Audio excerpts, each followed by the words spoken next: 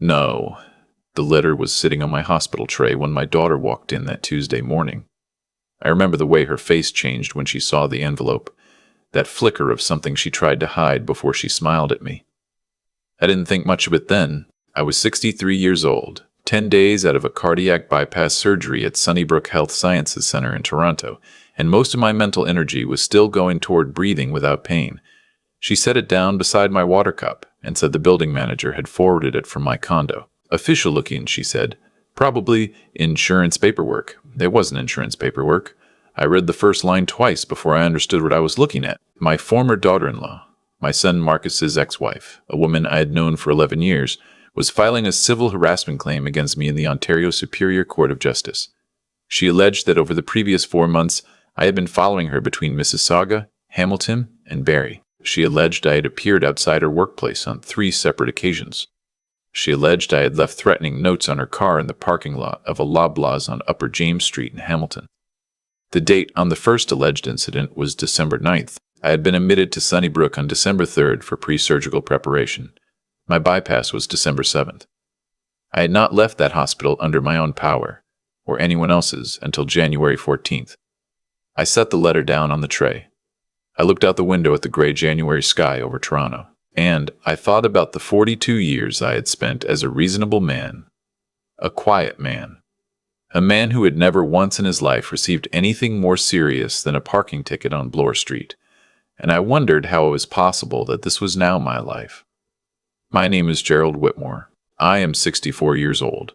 I was born in Sudbury, raised in Barrie, and I spent 31 years working as a project manager for a mid-sized construction firm out of Mississauga before I retired at 62. I have one son, Marcus, who is 37. His marriage to a woman named Renata ended 14 months before any of this happened, after 6 years and what I can only describe as a slow, grinding deterioration that neither of them handled particularly well. I stayed out of it. That was my policy. Marcus was an adult. Renata had never done anything to me personally. When they divorced, I shook her hand at the mediator's office and told her I hoped things went well for her. I meant it. My heart had been giving me trouble since the previous spring. My cardiologist, a careful and methodical woman who never wasted a word, had been monitoring a blockage situation that she described as manageable, but that she watched very closely through the summer and fall. By November, she sat me down and told me that manageable had become necessary, rescheduled the bypass for December 7th. I told Marcus. I told my sister in Sudbury.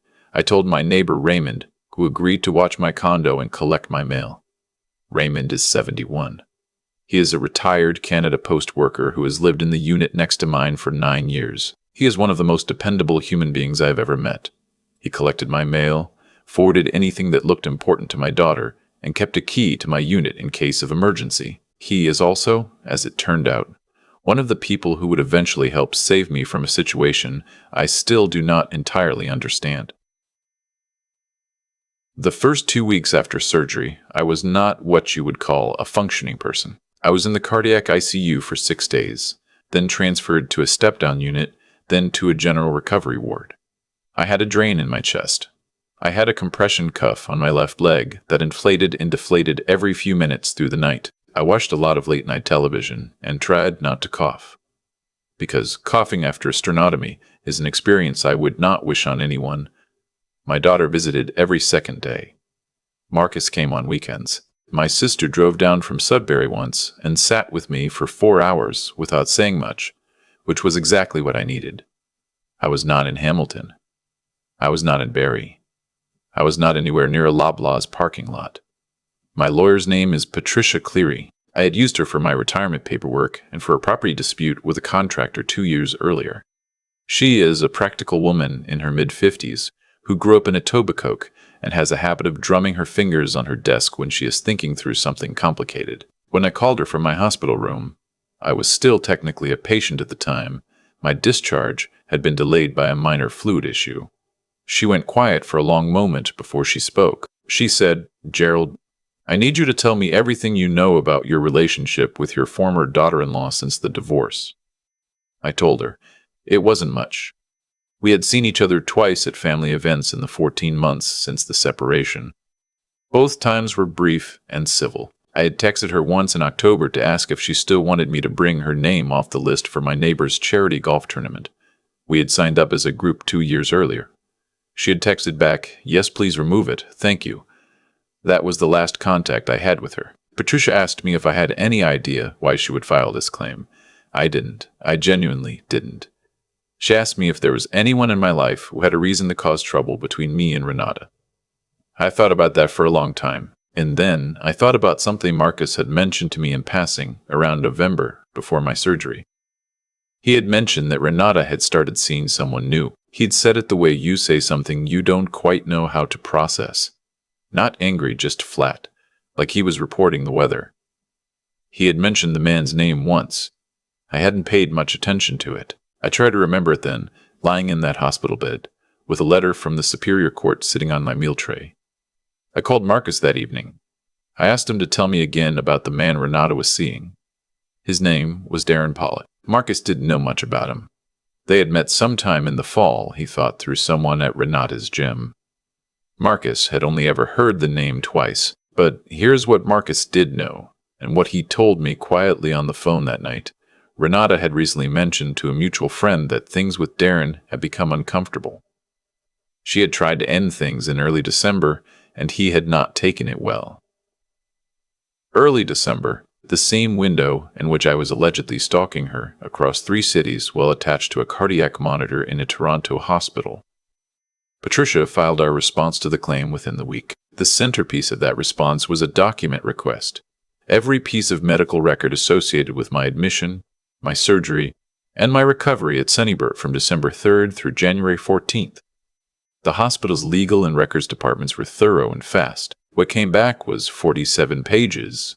Admission notes, surgical reports, daily nursing assessments, medication logs, the cardiac monitor printouts, continuous, time-stamped, showing every hour of every day I was in that building. A physiotherapy log showing my first assisted walk to the corridor, which took place on January 8th and lasted approximately 11 minutes before I had to sit down. On December 9th, the date of the first alleged incident, the date I was supposedly seen outside Renata's workplace in Mississauga, the nursing notes showed that I had been administered a pain medication adjustment at 9:15 in the morning and had slept until 2 in the afternoon. A hospital volunteer named Dorothy had brought me a crossword puzzle book at around 3 p.m., a detail she later confirmed when Patricia tracked her down. Dorothy was 80 years old and had been volunteering at Sunnybrook for 16 years. She remembered me because I had told her I was from Barrie originally, and she had a nephew in Innisfil. She was prepared to provide a statement, the question that remained, and this was the question that kept me staring at the ceiling of my recovery ward room at 2 in the morning, was not whether I could disprove the allegations. The hospital records made that almost trivially easy. The question was who had been doing these things, and why, and how Renata had come to believe it was me. That last part took longer to understand. What we eventually pieced together through Patricia's investigative work and eventually through the Hamilton Police Service was this. Someone had been sending Renata messages through an email account that appeared, at first glance, to be mine. The account used a variation of my name, a single transposed letter, the kind of thing you miss when you're reading quickly. The messages had started in mid-November and had escalated through December. They were not overtly threatening at first. They were strange. Boundary crossing, comments about her schedule, her route to work, her habits, the kind of knowledge that could have come from Marcus, not because Marcus shared it intentionally, but because over 11 years of marriage, a great deal of ordinary detail about daily life gets absorbed and retained without anyone thinking of it as sensitive information. The notes on her car had been typed and printed, unsigned. The person who left them had not been photographed. One security camera at the Loblaws had footage of someone in a dark jacket and the hat, who could have been almost anyone. Renata had done what most people in her situation would have done. She had looked at the email account that appeared to be Gerald Whitmore's. She had looked at the escalating messages. She had thought about the one man in her past who might have reason to resent her, and she had drawn the obvious conclusion. She had gone to a lawyer. The lawyer had filed the claim. She had not called me first. I have spent a great deal of time thinking about that, and I have arrived at something like understanding, though it took me a while to get there. She was frightened. She had been frightened for weeks. When you are frightened and the evidence in front of you seems clear, you act on it. I don't think she was malicious. I think she was a woman who had been genuinely terrified for 2 months and who believed she was protecting herself. That doesn't mean it didn't cost me something. It cost me a great deal. Patricia requested full disclosure of the evidence Renata's legal team intended to rely on. When that disclosure came, the fake email account was in the documentation. Patricia engaged a digital forensics consultant, a quiet, meticulous man named Terrence who worked out of an office in Waterloo, who pulled the full account history, the IP addresses associated with the account's creation, and most of its activity traced back to a residential address in Ancaster, which is a community in the West End of Hamilton. Darren Pollock lived in Ancaster. The Hamilton Police Service was already, by this point, aware of Darren Pollock. He had a prior peace bond application against him from a woman he had dated in Kitchener in 2019, an application that had been granted and had since expired. He had no criminal record. But the pattern was there for anyone who looked. Patricia provided the forensic report and the address connection to Renata's legal team in March.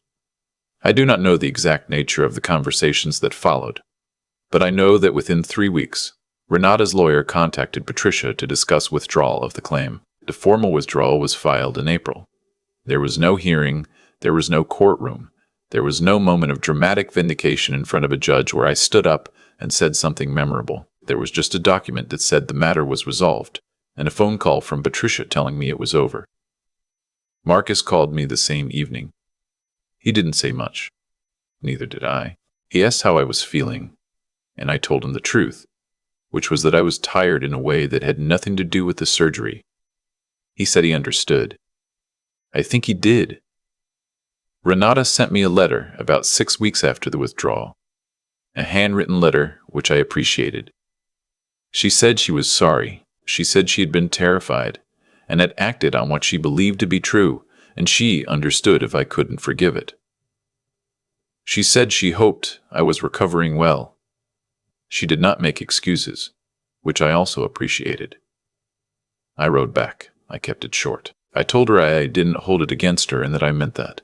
I do mean it mostly. There are still mornings when I think about lying in that hospital room, reading that letter, the drain in my chest, the compression cuff cycling on my leg, and I feel something that I can't quite put a clean name to. I have been asked, since all of this, what the lesson is. People want lessons. I understand that.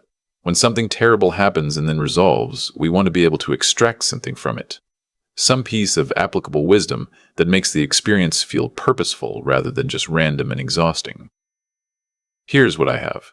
It is not particularly elegant. Keep your records. Every appointment, every admission, every transaction, every communication, keep it. Not because you expect to need it, but because life has a way of presenting you with moments when the only thing standing between you and a very serious problem is a time-stamped nursing note and an 80-year-old volunteer who remembers your face because you mentioned Barry. I spent 31 years in project management, and I kept records as a professional reflex.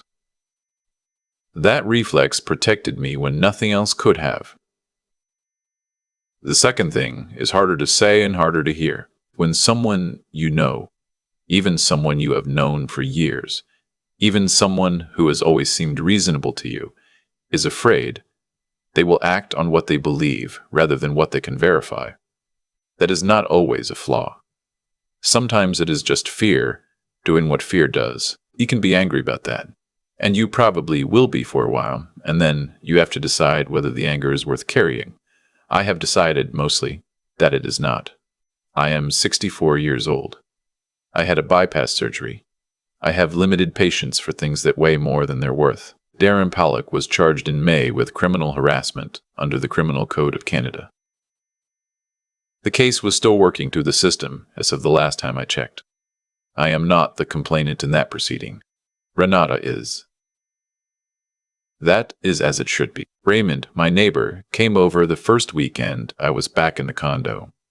He brought a container of soup his wife had made, turkey and barley, which is the best soup I've ever eaten in my life. And I've eaten a great deal of soup. We sat at my kitchen table and drank tea, and he told me about the mail he had kept for me, and I told him about the letter and the records and Patricia and Dorothy and the crossword puzzle book. He listened to all of it without interrupting, which is a rarer quality than people acknowledge. When I finished, he said, "Well, Gerald, at least you had good records." I said, "Raymond, that is the most useful thing anyone has said to me in 4 months." He nodded and poured more tea. "My heart is working the way it's supposed to now. I walk 40 minutes every morning along the waterfront trail when the weather allows, which in this part of Ontario is approximately 6 months of the year. And I do not complain about the other 6 because complaining about winter in Canada is the most pointless possible use of anyone's time. I am careful with salt, and I take my medications, and I go to my follow-up appointments, and I do not, for what it's worth, hold grudges. I have learned, though, that truth does not announce itself. It does not walk into the room and make itself known. It waits for the people who have the patience and the evidence to bring it forward. I was a man who had both, and I was lucky that I did. And I am aware on the difficult mornings that not everyone is. If you are going through something that feels impossible to disprove, if you are sitting in a room somewhere staring at a document that accuses you of something that cannot be true, I want you to know that the paper trail exists. It always exists. Your job is to find the person who can read it. Mine is in a condo in Mississauga, and she was worth every cent. There's a version of this story where I never come home from that hospital with anything except a scar and a prescription, with the letter lands on my tray, and I have no records, no Patricia, no Dorothy with her crossword puzzle books, no Terence and Waterloo tracing IP addresses back to a house in Ancaster. That version exists. It could have been my version. I think about that more than I probably should. What I have come to understand, at 64, is that the choices a person makes in the ordinary years are the ones that protect them in the extraordinary ones. I did not keep meticulous records because I was afraid. I kept them because I had spent 31 years in project management, and it was simply how I moved through the world. I did not hire a careful lawyer because I anticipated being sued from a hospital bed. I hired Patricia years earlier because a contractor had overcharged me on a renovation, and I needed someone methodical on my side. The habits I built in quiet times were the only things that held when everything went loud. That is the cause and the consequence, as plainly as I can put it. Not fate, not luck in any mystical sense, just the long, slow return of decisions made when no one was watching and nothing felt urgent. Renata drew a conclusion from the evidence she had, and her conclusion was wrong, and she acted on it. I do not think she was a cruel person. I think she was a frightened person who encountered something that looked like a clear answer and stopped looking. That is a human failing. I have had it myself. The intelligence this story required, and I mean that word carefully, not as a compliment to myself, but as a description of a tool, was the willingness to slow down to ask what is actually true here rather than what appears to be true. Terence, sitting in his office in Waterloo, did not assume. He followed the data where it went. Patricia did not take my word for anything. She built the case from the documents outward. That discipline, that insistence on verification over assumption, is what unwound 4 months of manufactured reality in the end. And then there's the question of endurance, which nobody talks about honestly enough. I was not strong in any dramatic sense during those months. I was tired and I was frightened, and there were nights in that recovery ward when the whole thing felt genuinely unsurvivable in a way that had nothing to do with my heart. What kept me moving was not courage. It was the much smaller and more reliable thing of simply continuing to do the next task. Call Patricia. Answer the disclosure request. Wait for Terence's report. Walk the corridor for 11 minutes, and then sit down. Do the next thing. That is what endurance actually looks like from the inside. Not a wall you build, but a series of individual bricks you lay one at a time without knowing yet what you're building. Gerald Whitmore made it through because he had spent decades being the kind of man who kept his paperwork in order, hired people he trusted, and did not catastrophize before the evidence was complete. The same qualities that made him a decent project manager made him, eventually, a difficult man to destroy. That is not an accident. That is the only kind of justice that is truly reliable, the kind that comes not from a courtroom, but from a life built with enough care that the records speak for themselves when your voice is too tired to,